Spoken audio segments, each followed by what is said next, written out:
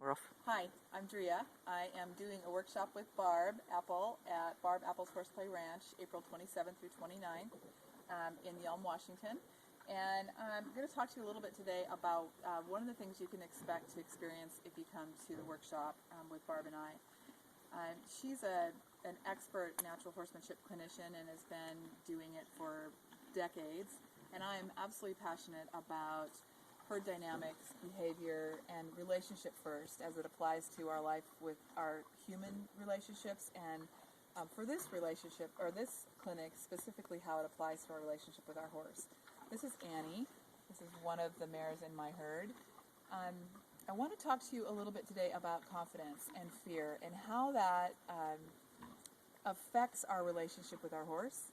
And even though we feel like we might have a good control over our anxiety, our insecurity, the things we're worried about, fear of getting hurt, if we're not completely aware that we have those feelings and that our body is sensing that, or you might have a palpitation in your heart, or have difficulty breathing, or have difficulty expressing yourself, some way your body's talking to you that you are experiencing some stress or anxiety around what you want to do with your horse. You might be able to have a happy face on the outside, but your horse knows that you're stressed. Your horse is experiencing, just from an energetic transfer, your stress and lack of ability to be a solid leader for them.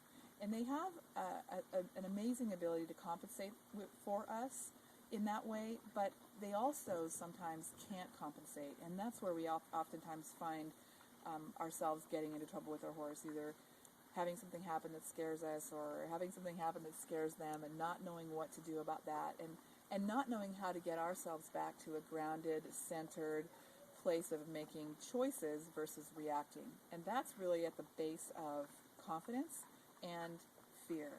It's being able to identify when you're triggered, or when your emotions are taking you for a ride and it's affecting your horse, or sometimes it can go the other direction.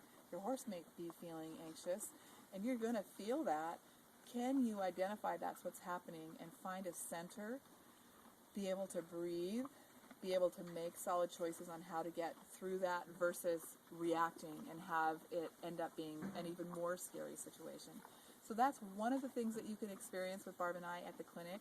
If you have any questions, I would love for you to shoot me an email at drea.b.bowen. My website is equineempowermentcenter.com, or you can look at Barb's website at barbapple.com and get information about our clinic there.